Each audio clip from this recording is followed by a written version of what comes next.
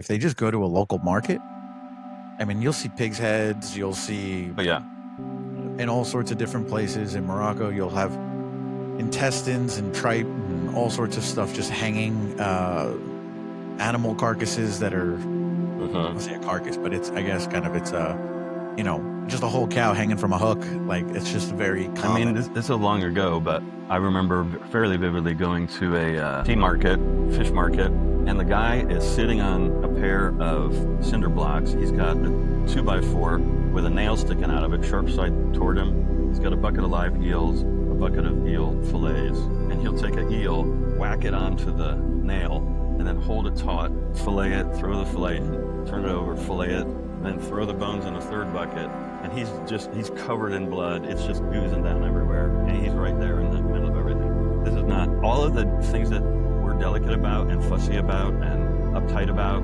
They are just, I mean, they have their own hangups, obviously, just like every culture, but they're different than our hangups, is what I'm trying to say. If you're new to the show or haven't subscribed yet, click the like and subscribe button below as it helps with the algorithm, so you'll be notified when new and exciting episodes come out.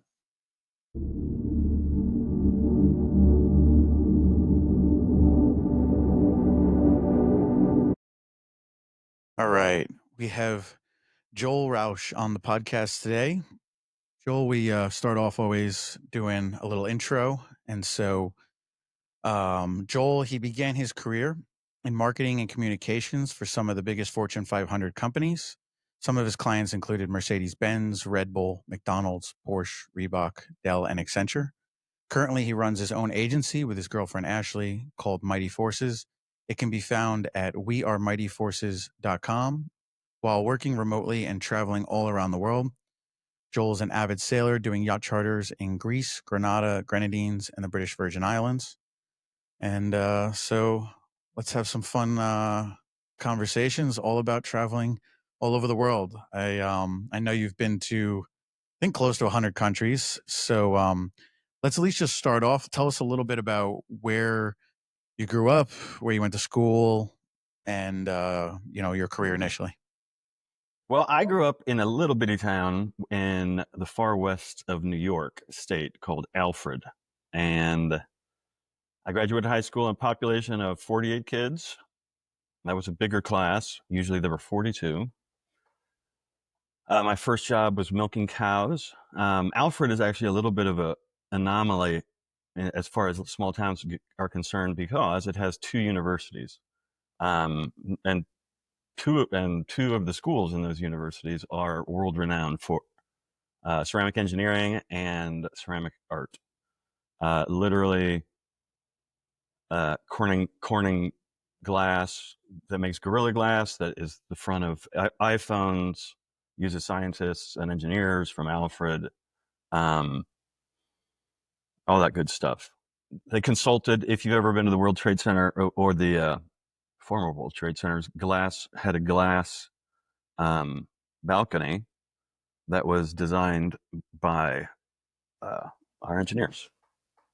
Wow. So there's something for a little tiny little town, but yet definitely had a big impact and stuff like Mm-hmm. that. So that's pretty cool. I thought at first you were you know, gonna say that they were known for milking cows, and I mean they're known for that, but they're milking cows and glass, so that's good. So you started there, and how do you go from a tiny little town to I, getting? I'm a little bit. I wonder that myself, my friend. I studied writing at Alfred University, where my parents were both professors, and that eventually led. I was 19 before I went to New York City, which is about a 6-hour drive, 5-hour drive from where I grew up. I was absolutely blown away. Like, I did not know those people existed except in TV, and I thought the TV made it up so that they were like characters on a show. And it turns out they weren't. They were even more uh, New York than and this was the 90s, so they were way more New York than they are now. You Than know, there even was today, still yeah. like vendors on the streets and 3-card money on the streets, and everybody, when the cops come, they would collect all their stuff and run off. So I was just absolutely blown away. I'd never seen anything like that. but So, I have since seen the world. So yeah, so all right, so how do you, so you end up going down to, you know, you go and see New York, kind of blows everybody's socks off, but if you're coming from a small town with some cows and, a little, plant making some glass, and then you hit the Big Apple, like, so then that kind of, did that give you the start of like the travel bug? Because we all end up getting it eventually, but, I uh, I actually moved to Atlanta, and that's where I started in marketing communications, specifically specialized more in experiential and major events. Um, and all that stuff is specialized and subdivided into different sort of specializations. So my niche was experiential and events. Um, and I eventually became a writer, then an associate creative director, then a creative director, then an executive creative director. And that's basically the career path for a creative director or creative, especially on the writing side. Um, if you're a designer, you typically go more toward art direction. Um, so I started out working big projects with Mercedes-Benz. One of the big projects we did was the launch of their factory in Tuscaloosa, Alabama, which made the M class at the time, and now currently is responsible for something like 13% of all domestic vehicles, U.S. domestic vehicles. The company did the created and produced the handover ceremony for Hong Kong back to China. The British had it on a 100-year lease, and they literally gave it back in 1990 something. And we stage managed and designed and produced the event for that. nice. Uh, Not my office per se, but one of our offices on that side of the world. Although we did have a hand in it. So just by kind of luck of the draw, I actually worked to get into that. I worked at I was working at a, you know, I had a 4-year writing degree, so this is not especially market friendly degree. So I was working at a restaurant, and my ex girlfriend said, we went out to dinner one night, and she's like, I started temping. And I was like, what's temping? I didn't even know it existed. And she said, well, somebody hires you and they go into an office. I'm currently working for Ogilvy and Mather, which is now Ogilvy, a major global advertising agency. And I was like, well, I want that. So I got onto the temp train and got placed in a firm, and that's how I got my start. I was an administrative assistant at first. Nice. And so you worked your way up through, like you said, through the whole thing, kind of learning along the way, and then doing bigger and bigger projects. And like you said, I mean, you did Mercedes Benz. You guys also you involved with Porsche, right? Reebok, Accenture, Mm-hmm. Dell, all them. Porsche's actually very uh, the brand standards of their vehicles goes into the organization as well. Um, they always correct you and say it's Porsche, not Porsche. Okay, But that's good to know. Good to know. Just a little. well, and people mix up BMW, right? They always, it's not British Motor Works, it's Bavarian. Yeah, yeah, and good on them. Did you see the Jaguar after a massive rebrand had a 94% decrease in sales year over year after their rebrand? Is that kind of like when Terrible. Coke did Coke, when Coke went and did Coke Zero? Like, It makes Coke Zero look like landing on the moon. It is like a catastrophe because of all the retooling and how difficult it is to make cars. Uh, I mean, a absolute catastrophe. yeah, and then they'll have to rebrand again. I mean, and I don't think Jaguar was killing it in the first place, you know? I think what happened was their consultant or their agency or both said, "Look, you guys are squeezed out of the mid luxury market, which is dominated by Audi, Mercedes, and BMW. And there's nothing left for you. You got to either find a new niche or go out of business." So I think they do this Hail Mary rebrand, and it's really, super aggressive, outrageous, purple, long hooded cars, like Scrooge McDuck kind of things. And it was a major miss, unfortunately. Who knows if the how well the rollout itself went, but my guess is that they overshot the market, and there's just no market for them.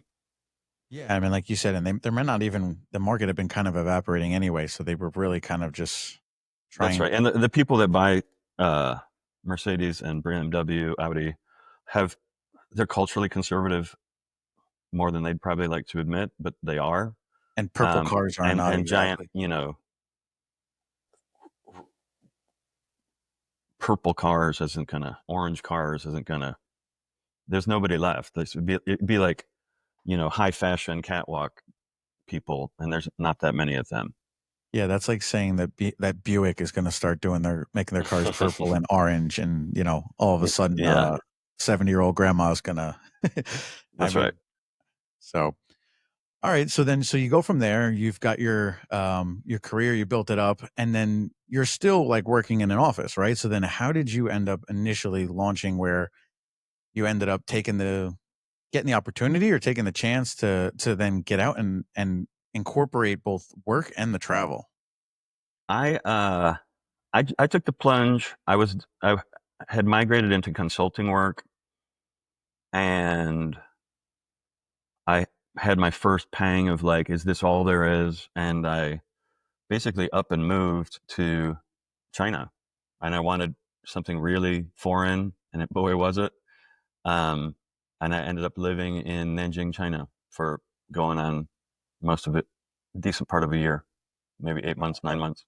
I mean, and for China, I mean, that is complete culture shock. How did you manage? I mean, one mainland, they're speaking Mandarin, right? So how Uh-huh. did you adapt with the language and then um, all the different technologies and what year was this also that you were ended up That moving was over there? 2000. I moved there in August of 2001. Okay. Oh, so China is still like it's starting to kind of get more of its boom, but it's still a backwater, right? It's like you're not even like a modern day China today. I mean, 25 years ago, um, China was a very different creature. Yeah, it was um, the touristy hotspot, Shanghai, specifically the Bund and Beijing, places around Beijing, the Forbidden City, the Great Wall. They're used to seeing Westerners. Nanjing um, is not a place people go, and so I would go into restaurants, and it would be like jukebox comes like, and all eyes screeching, like screeching halt, staring, watching me walk to my table, turning around to watch me eat. Yeah, it takes like people yell at us for being courteous, but I mean when you walk in and you're that out of place, people are just China doesn't have a cultural taboo against staring, so they happily stare. uh, We stare when it's like a celebrity, but it was like I was growing two heads. They were all very courteous, though. They loved buying me drinks. They would come over. Often I was dining alone, so they would come sit, but they had nothing to say because they didn't speak English and I didn't speak Chinese, Mandarin. So uh, they actually have a phonetic alphabet that helps them speak occasional foreign words like hello, but the phonetic alphabet treats their characters just saying, "Hey, just say this sound and say this sound." So hello. So the guy would come over and sit down next to me and he'd go, "Hello," and then he would be like, "Drink, drink," and then he'd buy me a beer and Pijo, and it'd be bye. okay, so So you're like a very very like a a C-lister or D-lister celebrity, but I was pulling favors from the populace. okay, nice. So you get over to China, start hanging out there, you start, obviously it's pretty tough getting used to that. I mean, it's definitely like interesting and cool. But so how do you end up I mean, a year there is not somebody just even going for a week. How did you where were you staying? And I actually signed up with a program um, to teach English, and native speakers is sort of a feather in the cap of the school that hires you. I was working at a place called Huagong Dashui, which is a technical college, public technical college. And while I was there, I also picked up a side gig working with the Jiangsu Province Marketing Association to help them improve their materials to attract Western eyeballs and Western investment. Um, Teaching at school, we didn't have a formal curriculum, so I kind of winged it, and the kids had probably 50%. They spoke decently, but they weren't fluent at all. They used kind of a hive brain, and to make one sentence, six kids would weigh in on what the sentence should say if you're having a conversation. yeah. So I would take them out, would line them up, and then I'd have them walk by me and said, "Before you can pass this line, you need to give me a compliment in English." And they would be like, "You are very handsome." And he would go by, and then the next person would come by and they'd say, "You are very handsome." I said, "I know I'm handsome. He just told me that. What, you got to come up with a new compliment." So she would say, "Oh, you are, you have a deep voice." And I said, "Well, that's not a compliment, but it's a fact. So you can pass." And then there are outdoor billiard halls near the campus, and we walked over there, and I set it up so the kids could play pool, but they had to call their shots in English, so they have to say 8 ball, corner pocket, that kind of thing, and they have to call out all the different nouns and vocabulary. It's definitely for one, it's a good way to learn a language, being able to actually apply it and stuff like that. I know also over in Asia, it's kind of funny when you say that they said you're handsome, like going around. There's even shirts like in Thailand and stuff like that that are like sexy men bike go fast, or they have. It's kind of interesting their interpretation of English sometimes. Some of it's even quite Oh, it's inappropriate. great. It's great. Uh, they call it Chinglish. Even the Chinese call it Chinglish, and we call it Chinglish. And it's just these crazy mistranslations from the Chinese to the English and vice versa. They have a cultural, at least at the time, they didn't want to ask advice. They have Chinese people who go get a PhD in spoken English and they come back and speak spoken English, but they don't speak it as well as a native speaker. But they are hesitant to ask for advice because it makes this PhD seem like he doesn't know his stuff. So Ah, they will just kind of sweep it under the carpet and run with it, and then they come up with something awesome on a public sign. that makes sense. Now, was I remember hearing back in the day that like even table manners, like I Mm-hmm. heard people were getting paid like very good money actually, like crazy money to even teach table manners as well as English and stuff like that. Was Well, that all the things that we take for granted. This was one of the cool things about um, that cultural, just immersion, about as different as you could get on the other side of the world. Is everything that we take for granted, it is cultural. They don't count on their fingers the same that we count on our fingers. big They fingers they got? they hold one thing, and then they can count to like 100 on one hand, and you just have to learn how to do it. Wow. Okay. Uh, they don't say, like, if in the affirmative, "Hey, do you want to go to the movies?" Uh-huh. Sure. Uh-huh. That They don't say uh-huh. What did I say?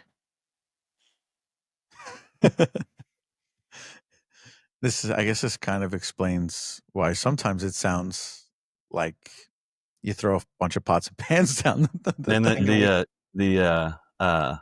I'll tell you, Chinese opera does sound like a bunch of pots and pans in a thunderstorm, man. It's like appalling. I encourage your listening audience to go check some out on YouTube. Um, but you mentioned table manners. It's That's why I got onto that riff about the things that we take for granted. They don't shake hands. I taught the kids how to shake hands, firm grip, eye contact. Um, when we would go out, everybody smoking with one hand, chopsticks in the other hand, spitting bones between your feet. So while we're eating, that's so those are some of the if you're a fussier Westerner, you would be very turned off by some of that stuff. Spitting, belching, and they're not so fuss. They chop their chicken just like right through the bones. So when you bite it, you have like splintered bone, chicken bone, but you have to navigate very carefully as you sort of get the little morsels off of there. And then you spit the bone between your legs onto the floor. Yeah, that's one of the, I mean, we definitely take it for granted in the, I mean, China's even more extreme. But here we get a fish or we get a chicken and whatever, and it's quite cleaned up. But almost the entire rest of the third world, like they don't fillet a fish. It just take the fish and they put it on the grill. Or, Sure.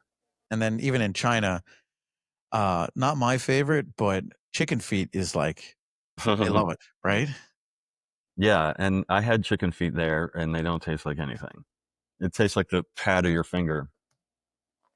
Doesn't There's but a so great. okay. Go ahead. No, I'm sorry. What were you gonna say? So great, what? This one time, we went into a restaurant, and kind of like here, where you can pick your lobster out of the aquariums, live animals. There, you could pick your fish. So they had a dozen or more aquariums filled with different kinds of fish. And somebody picks a fish, and it's a good sized fish, and the woman tries to get it out of the aquarium, and it slips out of her hands and falls on the floor.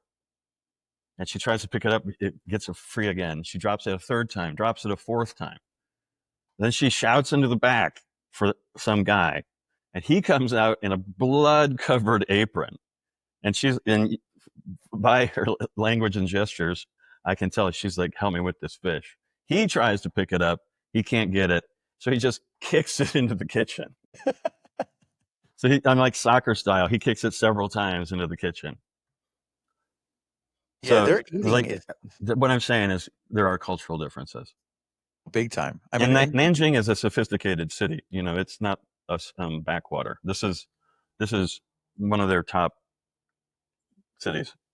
yeah, I mean, but even like whether Nanjing or you go to Bangkok or whatever, and if you just go to for anybody, if they just go to a local market, I mean, you'll see pigs' heads, you'll see But yeah, in all sorts of different places. In Morocco, you'll have intestines and tripe and all sorts of stuff just hanging, animal carcasses that are, hmm I'll say a carcass, but it's, I guess, kind of, it's just a whole cow hanging from a hook. Like it's just very I mean, common. this is long ago, but I remember fairly vividly going to a sea market, fish market, and the guy is sitting on a pair of cinder blocks. He's got a 2x4 with a nail sticking out of it, sharp side toward him. He's got a bucket of live eels, a bucket of eel fillets, and he'll take a eel, whack it onto the nail, and then hold it taut, fillet it, throw the fillet in, turn it over, fillet it, then throw the bones in a third bucket. And he's covered in blood. It's just oozing down everywhere. And he's right there in the middle of everything. This is not all of the things that we're delicate about and fussy about and uptight about. They are just, I mean, they have their own hangups, obviously, just like every culture, but they're different than our hangups, is what I'm trying to say. One of my students said, "I want to be a model." I was going around the class, "What do you want to do?" And he's like, "I want to be a model." She said, "I want to be a model." And somebody said, "You can't be a model. You're too fat." But just totally Yeah, no, they deadpan. have And no and filter at all. nobody defended her. Nobody said, nobody laughed. They were just like, uh-huh. But that's also like over, and that's again China, but it's also I think Japan and some of that stuff where in the US, like if you get somebody who's fat, like people are much more, they don't want to really say it. Oh, they're a little husky, they blah blah blah. Over there, they're just straight up like, I mean, they fat shame people, right? Uh, they just they don't pussyfoot around some of those things that we that are culturally taboo. Let's put it that way. Where, I mean, like I said, they have their own cultural hangups, formalities that I find very annoying. Um, they, they're very hard. It's very hard. It's a very hierarchical culture. So people below the big guy are terrified of taking any individual action that could get them potentially in trouble. So doing work there was very challenging because you say, "Will it be here on Tuesday?" And they say, "Yes, it'll be here on Tuesday." "Hey, it's Friday. I just want to make sure it's going to be here on Tuesday." "Yes, it's coming on Tuesday." Tuesday rolls around. "Where is it?" "Not here." Could They hate giving bad news, so they lie. They, instead of giving you the facts and saying, "Here's what we're going to do about it," they just sugarcoat it until the fact of it is undeniable, and then they're like, "Yep, they couldn't deliver it." Yeah, it is so fascinating. That's one of the things I've definitely gone back and forth with is how much when you're juggling. We would see this a lot when I was working, where like for a lot of the people that we would subcontract out to were like Indian and stuff like that, and that was one of the things that we saw a lot was just initially the hard part was unless it was in writing and structured, they would not like anything outside of that written down steps, they would not deviate from. And I kept wondering for a while, like, like why is it? Like if something's so obvious, you know what I mean? You can override it. But I think like you're pointing out, it's really rooted pretty deep into the culture of of a hierarchy or whatever, and that actually then supersedes anything else. So it's very That's cultural related. that's very true. And having worked with a lot of different corporations, uh, you get a real sense of different corporate cultures, let alone normal societal cultures. It's one of the hardest things to crack because the rules are unwritten and everybody knows them, and there's 20,000 people who follow those rules at a corporation, and there's a couple of billion that follow them in Yeah. China. Uh, and if it's difficult to change in a corporation, imagine how difficult it is to change in a real culture, in a societal culture. So so you've done a lot of traveling in Asia. I think you know, what are some of your favorite places and um what makes you really like them? Let's see. Well, um, I just got to go around the world again this past fall, and um, went to Hong Kong for the first time. And Hong Kong is actually a really cool mix. It has a very New York vibe. It's grittier, more urban, but it's one of my complaints about New York is the grid, and it's flat. I love terrain, and I don't like grids. So uh, Hong Kong is much more organic city. It's carved in the gorgeous mountains that go up and up and up, and this unbelievably urban landscape of 50-story, 80-story skyscrapers suddenly gives way to another several miles of untapped natural beauty. Like you can walk up the hill and catch any number of hikes up into the mountains, and get out of the urban rat's nest.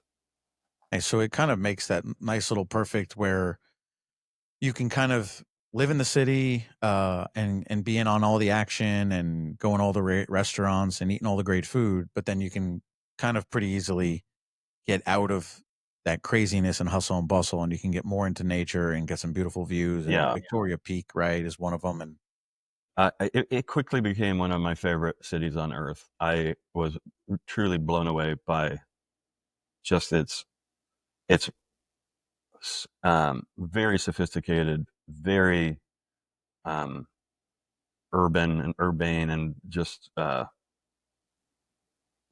there's these are not hayseed people. These are very uh, sophisticated folks.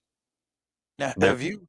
That kind of reminds me. I'm not the biggest city person, but there's a handful of cities that I've really, really liked, and I know you've been to a couple. Is um you've been to Rio, right? I have not been to Rio. I've not been to Rio. I've been to Sao The Paulo. Sao Paulo. Okay. Well, they have like a completely different vibe to the both of them. One's a bit more beachy and that. But you've been to Istanbul. Yep. What I've been was to your? Istanbul twice.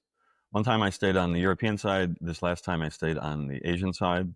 The Asian side, there's a point right next to the bay or the harbor or whatever you want to call it, um, called Katakyoe, I think it's called. And again, unbelievably urban, cool, more bars and restaurants and parks than anywhere else I've ever been. Uh, It's and I was talking to a guy and he said, I was just in New York. This reminds me of Soho. And I was like, I think this reminds me of Soho. It's very, if New York is your touchstone, Katakyoy, Istanbul, and Hong Kong won't let you down. Yeah, I mean it's so funny because every time, not many people go to Istanbul, but if you go, I mean, Istanbul is probably one of the most. It's one of my favorite cities. Yeah. The people there are so nice. I think that is such a misconception when people think of Turkey, but the people are so nice. And then on top of it, like you're saying, like I think most people when they go to the European side. They go see the Hagia Sophia and the Blue Mosque and stuff like that. Um, Galata Tower, but they Mhm. totally miss out on the Asian side. Uh, Yeah. and so it's really just a short trip across the Bosphorus. Um, and the Asian side, for me, it was if I when I go back, that's where I thought it was like you said, a Soho, a Greenwich Village, like the Yeah, vibe, but without the prices and without the crowds and far, far, far more options than 100%. either of those places. Yeah, so definitely for people if they go to Istanbul, check out the Asian side. It's Karakoy. Um, really, really, really good. So then back over to Asia, so Hong Kong's like one of your, so what was your go-to eating wise there? I mean, the the food is supposed to be phenomenal there, right? Yeah, we didn't adventure all that much in Hong Kong um, from a culinary perspective into the cuisine. Um, we're always suckers for Szechuan, and that's kind of working man food. It's got that It, little spice to it, right? it's got a Szechuan. lot of spice to it. It'll Yeah, it'll it'll change your life if you don't treat it exactly. right. Um, I'm trying to remember, but I don't think anything particularly stood out from a cuisine perspective. But having the options for uh, Szechuan it was always welcome. Yeah, no, they definitely. I enjoy. I mean, Chinese in general. I mean, there's. I think most of the time, again, when people have American, and for one, also American Chinese food is nothing like. Americanized Chinese food is kind of gross Yes. to my palate. It's kind of slimy and kind of overcooked, and there it's much better. I don't necessarily always like the native food more, but there it's better for Yeah, sure. and some of the things I mean, in China for a mixture, but I really, and I haven't been out to the western regions of Xi'an or Tibet, but when I was over in Hong Kong and stuff like that, um, some of the Tibetan food I tried was super good. Some of the shumai, drunken noodles, all that kind of stuff were Yeah. all pretty good. So then from there, so you were in, on that trip, Shanghai, you went to Hong Kong. Where else did you go? Then we went to Chiang Mai, which is in northern Thailand, and that was a stopping off place for us. And we puttered up to this cool little town called Pai, Pai. Well, Hippie Town. Yeah, very very westernized, very hippie town. Even the Thai business owners are very westernized as well. You don't need a word of Thai, unfortunately, because it kind of half the fun is learning the other language. Yeah. But they they were all most of the bars and restaurants are owned by women. I think the women are a little more savvy, a little more patient with the Westerners. Um, but at least I can't explain why, but that was my experience.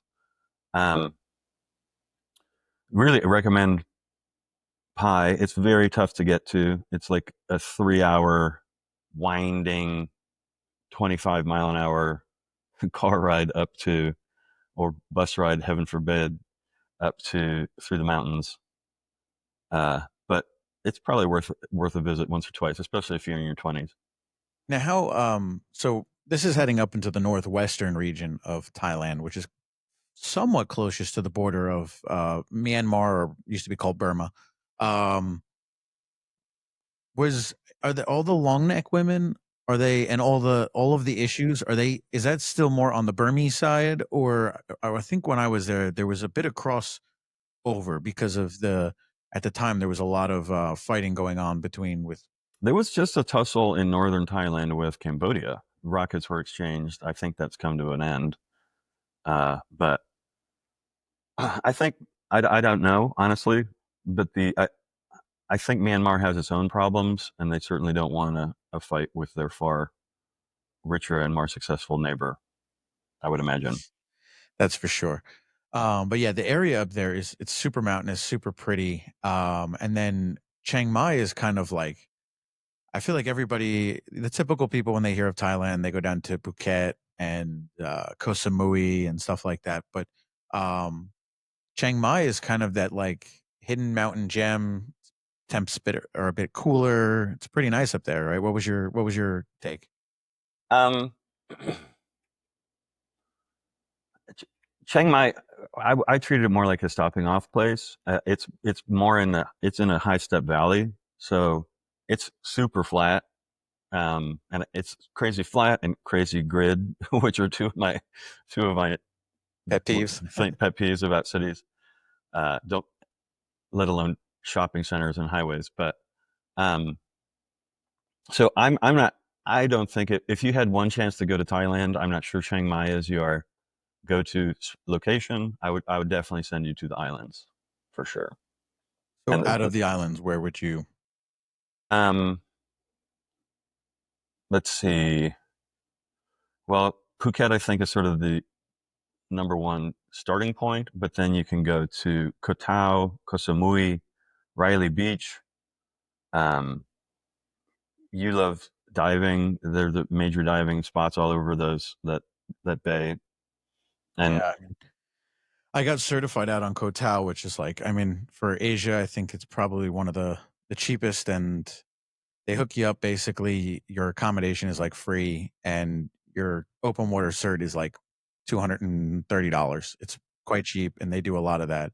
That's out on Koh Tao, but for people who do a little bit more advanced, I don't think people realize. So if you go a little bit more over towards the not the Gulf side, it'd be the Andaman Sea side.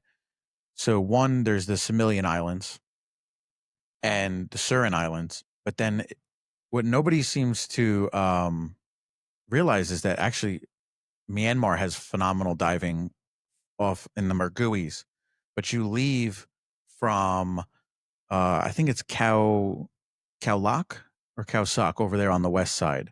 okay, Um, have you gone down into to the Cow Sock area at all? Or I don't believe so. It's but they make it very easy to sort of cruise from one island to the other. It's all high speed ferries. It's like $2, and they're all very westernized. It's a lot of British, Australians, Kiwis, oh my gosh, 20s and 30s, and just having a ball. And it's not. It's plenty of fun, but it's not trashy. So that's a nice aspect to it. yeah, no, Thailand. I feel like I mean I guess for most people, Some spots Thailand. obviously have gone a little overboard, but What's that? some spots obviously pet Yeah, I pawing, mean, whatever. well, that's what I was going to What also say. I not that it's not something I don't think people do on the regular, but Bangkok is known for their ping pong shows. That's kind of a bit of a which is a direct result, as luck would have it, of the Vietnam War. Because okay. when Please explain how the ping pong shows and the Vietnam War this is now. the 5 steps to ping pong show. I can't get you exactly there, but I'll tell you what happened. Um, as I understand it, Vietnam American soldiers, when they went on R&R, could basically go to Saigon, Australia, or Thailand, Bangkok. and they were, even though they were paid dirt by American standards, they were wealthy as could be by Thai standards. So a bunch of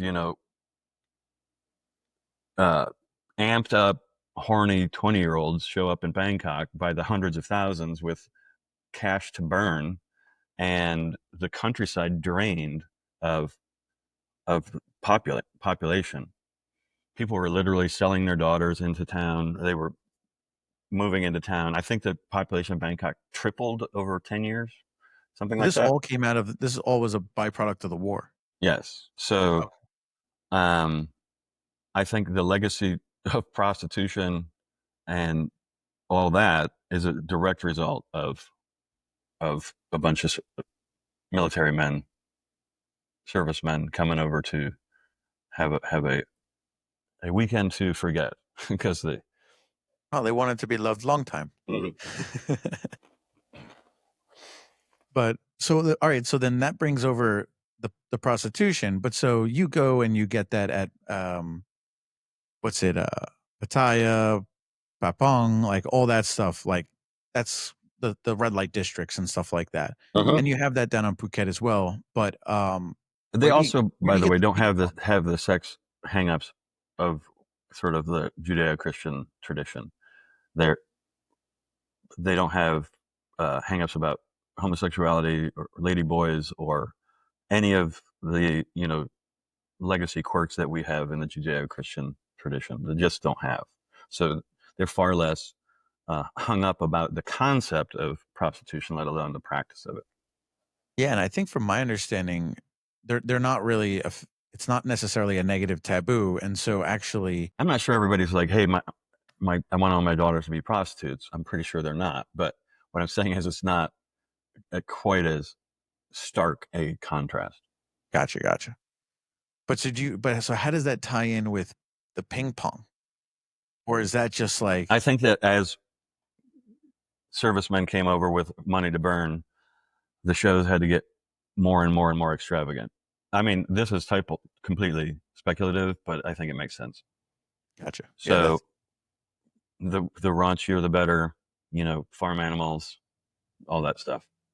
yeah, I mean, some of the stuff with the animals and stuff is a bit crazy for me, but I did find that was some was quite impressive. I mean, for one, the accuracy with a blowgun shooting balloons off the ceiling was pretty crazy. And I would say opening beer bottles and some other stuff, I did not think that that part of the body was capable of those things, but apparently it is. That's what they So, tell me. but okay, so Thailand definitely, if for people, it's got a bit of its wild side. It's definitely the most popular, I think, initial entry into Southeast Asia. Uh-huh. So then, what are some other favorites over there? We went to Vietnam, and north to south, it's pretty easy to do. South to north, great trains, easy to navigate, great planes. Um,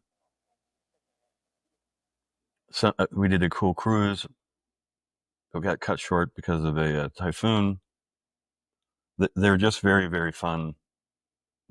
The Vietnam is, this burgeoning, really eager country, and they're looking over at Thailand, seeing how well Thailand is doing, and they're really eager to uh, get in the game. It's from tourism or whatever, but their hospitality is quite not there yet. I said to Ashley that it's kind of like unexpected guests, and they're still trying to put out the fancy soap, so they don't know how to be nice, or our version of hospitality. Yeah, for a lot of them, I mean, China had this too, where I mean, they went from complete backwaters to being pushed into the modern Western world, and it happened so fast for them. I mean, one of the first ones that comes to my mind is, have you been down to Bali at all? I haven't, but Ashley has. Okay, yeah, because Bali is like 100% like one of those where, I mean, man, 10, 15 years ago, it was unbelievable. Now, I mean, there's sometimes you could be in traffic in Ubud for an hour and a half. It's Yeah, uh it's I, gotten super busy. they're certainly not. I don't think their infrastructure's there. It's really hard to get to. It's actually one of the most polluted places on Earth. I think they just hide the pollution from the tourists. Yeah, they definitely India and there they do have a lot of that. So then okay, so then you go over, you did Turkey, and then where so then over in Shanghai was I was just there. That's the second or third time I've been there. Um, the Bund is the former British uh, area, administrative area, um, and it is just really breathtaking. The architecture is sort of European familiar, but with a Chinese twist, especially now that China has readopted Shanghai. Same thing happened with Hong Kong. They were on a 100-year lease that came due, and the British gave it back. Not that wait, they so had a choice. Shanghai as well. I think we all knew about the Hong Kong, but I don't know that I realized that Shanghai was also on the same thing. Yep. Shanghai, after the Second Opium Wars, parts of China were carved up by the Western powers, the eight European powers, and uh, they had to give sovereign areas of Shanghai to all the different powers: France, Portugal, United States, Britain, and they were sovereign after the British won the war for the right to sell drugs inside China. Uh, One of the concessions, that's what it's called, the British concession, the American concession, the French concession. They had to carve up some of their country to give to the Western powers to run as they saw fit. And that's what gave rise to the Bund, uh, and Shanghai being such a successful commercial district because the British were uh, pulling the strings. Gotcha, gotcha. Um, so then, okay, so then just hop over to Europe. So what are some favorite places in Europe? I know you just got done with Romania. What's some ones you like over there? Um, oh wait, one last thing before with Shanghai before I go. Uh, 90% of the vehicles on the road are electric. 90%. And there is no engine noise. It's just tires and pavement. So the the clatter of city life is cut down by like 30%. The CEO of Ford Motor Company recently said that it's intimidating how far ahead China is in electric vehicles. China has something like 145 major manufacturers of electric vehicles. 145. The United States has three or four if you count Tesla. You should. Yeah, that's an interesting thing because everybody when they think of electric, they think it just comes from nowhere. And for all of that electric, it has to come and uh, out of you know, usually it's burned from coal and stuff like that to produce the power. And China's huge in the coal area, but um, they're not like natural resource super rich, at least in the No, oil. they aren't. They're actually quite natural resource poor. They Yeah, import and that's nearly part of their everything. whole Belt and Road initiative going out to Africa and everywhere else is to try to and I think a lot with Iran. I mean, they get a lot of their oil from, you know, Straits of Hormuz up through Straits of Malacca and then up to China. But I guess from a city standpoint, I guess it makes sense because the cars don't have to go that far and stuff like that. I guess I would just be curious. I mean, China is huge, but it's so densely concentrated on the East Coast.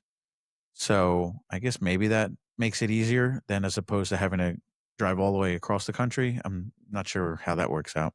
I'm sure that an automotive consultant could give us some more details on that, but the vast majority of miles driven are within 20 minutes. So these are not uh, long haul capability is not a necessity, and they don't do. There's no the Great American Car Trip road trip. I don't think exists in China. They're not like, let's go to the Grand Canyon, and if we do, let's take public transportation because they have a great train system. Uh, I think I don't know what the driving strategic or political force for going so electric so quickly. But they succeeded and they're killing it. So they had terrible, terrible, terrible pollution, and I'm sure that played a part. You know, when I was in Nanjing, the the pollution could be so bad that I couldn't see across the street. It looked like a dense fog. It was that thick, Yeah. but it wasn't wet like fog. It wasn't cold like fog. It was like cotton candy. It was like being stuck in a cloud of cotton candy. Well, and that's like, I mean, obviously, COVID made everybody wear masks and stuff like that. But it was so funny being over in China prior to COVID. Like they were wearing masks way before COVID, and it had nothing to do with, viruses. It had everything to do with the smog and all the pollution and stuff like that. And they They would, more, you're thinking probably more of the Japanese. The Chinese, to my recollection, didn't do that as much. Um, the Japanese are much more uh, germ phobic, conscious of that kind of thing, that kind of exposure. I mean, the bad news is surgical masks do nothing to stop particulates, yeah, I uh, mean, as a, smog particulates. So you're still getting the goodies. no, I mean, I figured that. I mean, one of my bosses, we were in an elevator, and somebody somebody was crop dusting, and everybody could smell it. And we're like, well, I guess it doesn't really do that much work. So, but what about Europe? Let's So everybody Europe, loves Europe. we really loved Bucharest. We want to go back. We were there for about a month, and basically, when we go to a place, we're not like we're tourists, but we're not touristy tourists. So we just it's like we live there. We get an apartment and we hang out and we work, um, doing our projects. So we kind of dabble on the weekends with touristy stuff, but when we go places, we kind of hunker down. We got a gorgeous apartment in the Jewish Quarter, which is kind of a hot spot. The food there was outrageously good. It was one of the funny things about Western Europe is the cuisines don't mingle all that much. Like French That's food, West. You're talking about Western and Eastern Europe, you mean? Western Europe, Paris, the famous places, Rome. Uh, in Rome, they're like pasta or pizza. They literally those are your choices. Then you can maybe get some Wiener Schnitzel if you're lucky. Yeah, Uh, they don't. but It's not like going to New York and you have 100 different things to choose from. You're saying I'm not even you're talking New York. It's like going to Indianapolis where you have 100 things to choose yeah. I mean from. that. They just don't. They don't. Their cuisines don't mingle, and they've been frenemies for 1,000 years. You think that somebody picked up something, a thing or two. Not so with this place in Budapest, where it was every kind of cuisine under the sun, just amazingly good, regardless of what kind of cuisine you pursued, and that's French, Italian, Asian, what have you, in the Jewish Quarter. And it's also quite close to all the cool touristy stuff if you're into that. Nice. Now, so did you? I mean, I don't remember the name of it.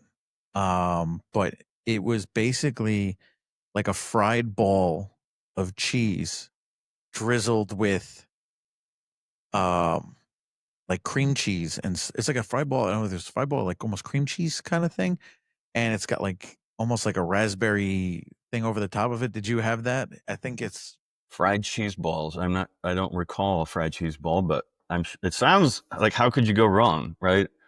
but it was Cheesy. dessert. It wasn't just cheese though. It was Was it cream hot? cheese. It was warm. Right.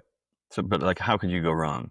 Yeah, I mean it was Cool, delicious. crunchy crumbs, cheese, some strawberry jam on top.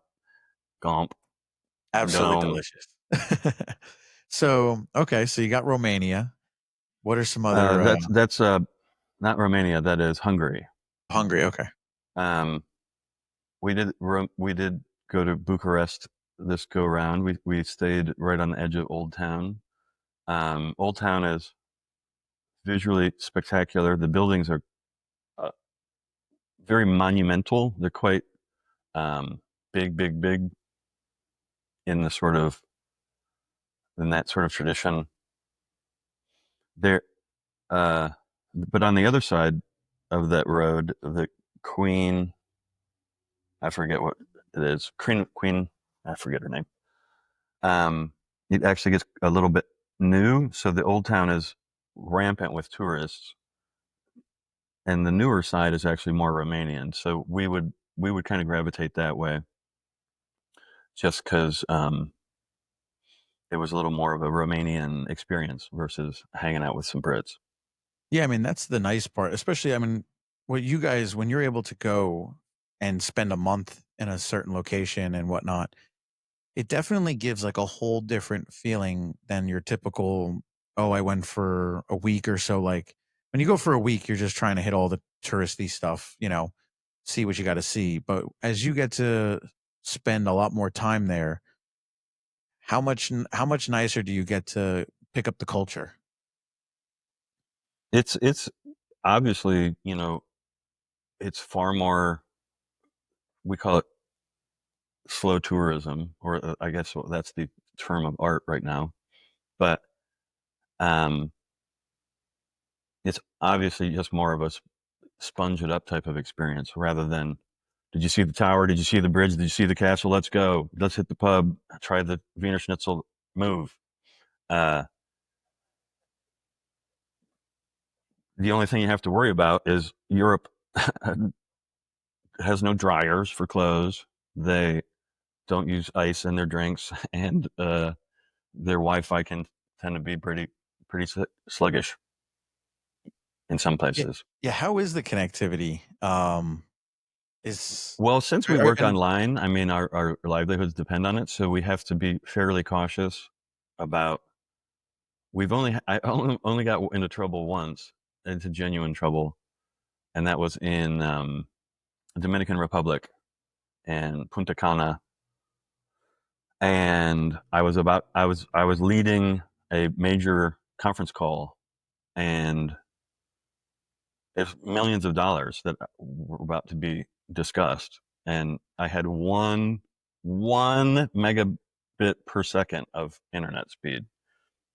damn One. it. And so So how did you I was pull running around. I was running around the resort with my phone and then doing tests to see how fast the service was. I literally ran for an hour before I found a place that I ironically was set aside off the side of the pool. So I gave my presentation, and just as perfect luck would have it, when my section of the presentation was over, I hit mute, and then just a tropical thunderstorm, wham, hits, and just crushing rain that only the Caribbean and the tropics can deliver. And this goes on. I can barely hear. I'm covering my ears so that I can hear through the thunderstorm. And now I'm trapped under this little pavilion because I can't run through the rain. And they're like, "How did you get so wet?" Uh, this is also luckily just an audio call, not a video call. Um, and we made it through, won the business, and the moment we hung up, my service dropped back to one. It was at 30 megabits per second, and then went back to one. And I was like, "Oh my god, this is terrific." Man, you got so lucky on the timing. Yeah, Have you been using Starlink, or do you I have find not. I places? considered it, but we don't really. We're urban dwellers, and Starlink doesn't work as well in urban environments, and we don't have access to the sky. So I think that would be a problem. Gotcha, gotcha. Gotcha. And then so you've done some what's some of your favorite stuff down in either Central or South America? Well, between my journeys before and the sailing that you and I have done, I've been practically to every single named Caribbean island. Um, one of my favorite ones is actually off the coast of Belize, which is called Key Caulker. Super dinky place, one island south of Ambergris, and it's crazy dinky. No cars, just I think it had golf carts, but I might be wrong in that. I think you're right. I think that's pretty much how you get around that island. Yeah, but it's barely 500 yards wide. You can see the other coast from one coast, and maybe a mile. I used to be an avid runner at the time, and I had trouble doing a 5K because the island was so small. I just had to keep going. So, okay, so all right, so there's really good. And then so I wanted to get into this. So what got you into the sailing? So what made you Nothing. I mean, I'm not a crazy avid sailor. I always wanted to give it a shot, and then for some reason, I happened to be in Charleston and had time on my hands and signed up for that thing where I met you. So the live aboard training where you get your, what is it, coastal certification. It's kind of like it's your the it's kind of it's like the your learner's ASA. prime permit for sailing. And Yeah, I think I think you're 45-foot vessels and smaller, uh, and it's kind of like, I'm not that good of a sailor, but I'm good for it. Give me a boat when you go into the place. I know the basics. exactly, yeah, yeah. It's kind of amazing. When I got my Coast Guard license, I remember having talks with the guys, and he was like, "It's such a gray area, and like people who have it, like it's not like a Coast Guard thing, but like they get a little bit of experience." And Yeah. um, I mean, well, yeah, I Mine, mean, from ours, when we went. that one was through the ASA, the American Sailing Association, um, and it is open water. I think I forget what it's. It basically, you're not supposed to do blue water sailing, but or anything larger than 45 feet. But I felt like I got the basics. I didn't think that it was, you know, they weren't super strict about. Uh, it's very doable. If anybody out there wants to get their certification, it's very doable. It's definitely very doable, but I mean, as you obviously know, starting off,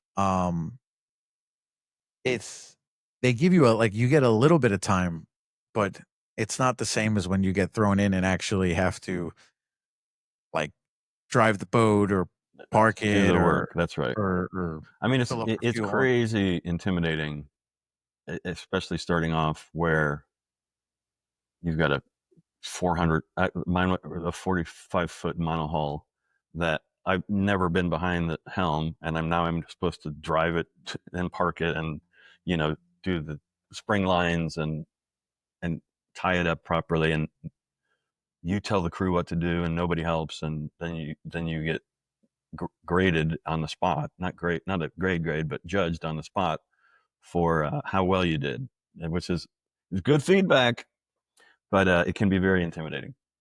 Yeah, it was funny actually. So I don't know if you remember the guy, but so when we were down in Granada and Saint Vincent and the Grenadines, I don't know if you remember, there was a guy who was captain in charters that was right next to us that I was hanging out chatting with for a bit. Okay. He's a pilot for Delta, Okay.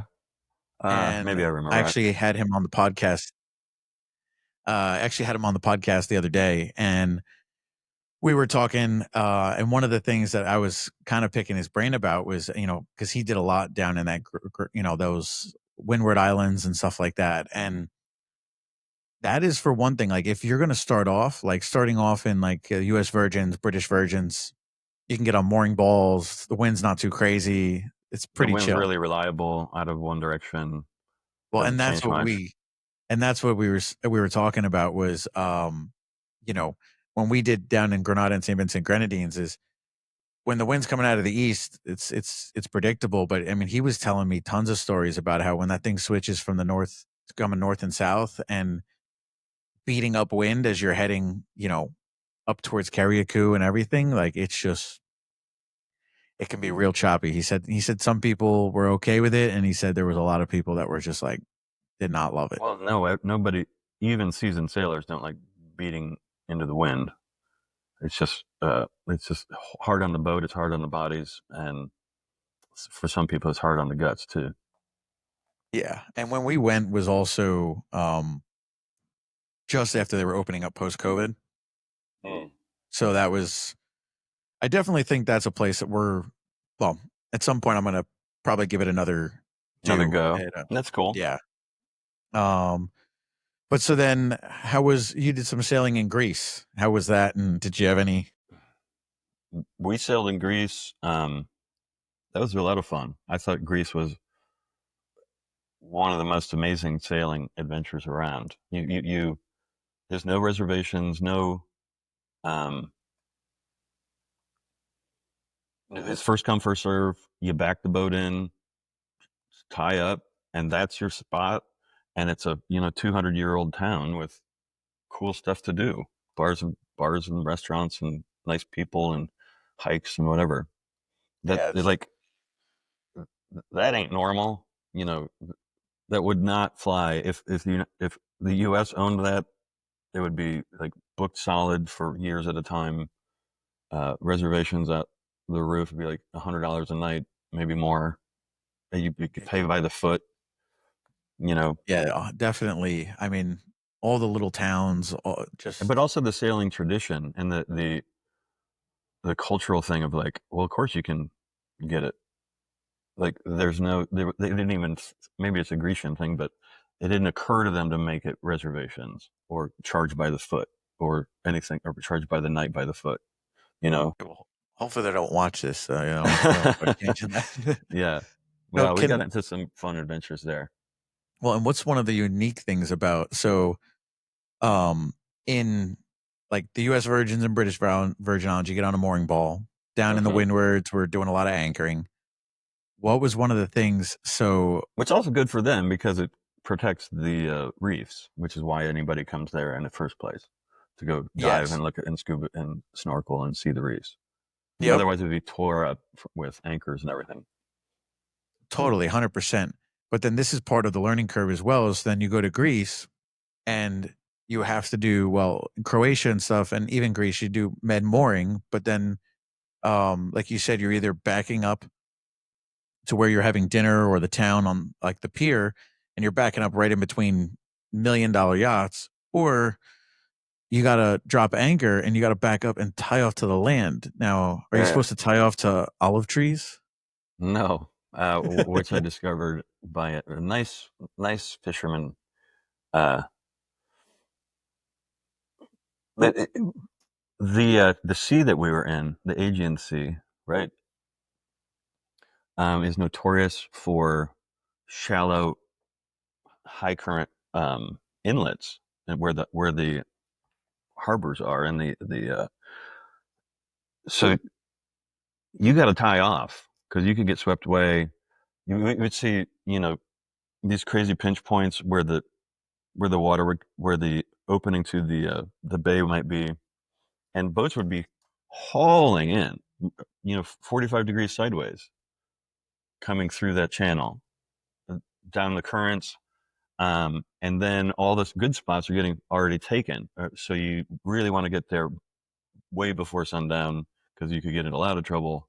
Um, and all the good spots get taken that are protected a little bit.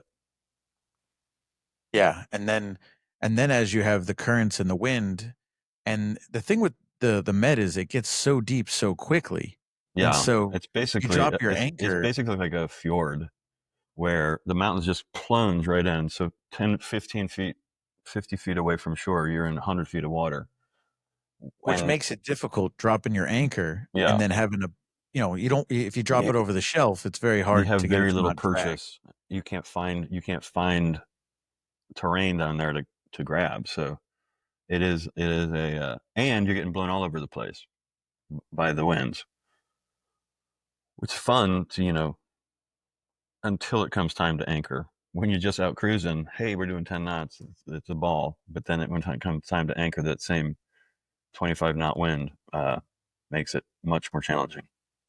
Yeah, we had a blast. I still remember we were doing with I think just the jib up. We were doing like 9 knots coming Yeah. down over towards Ithaca and into Vathi, and then once we get inside the bay and like you said boats are coming in sideways at like 7 or 8 knots. It was just it was pretty nuts.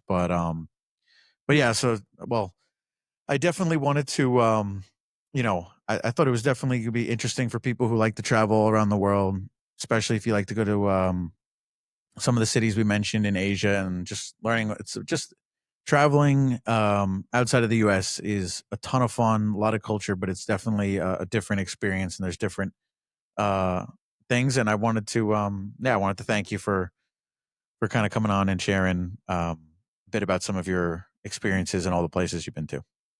I appreciate the time. It was fun. Well, I thank you very much, and we will chat soon. All right, take it easy, Annie.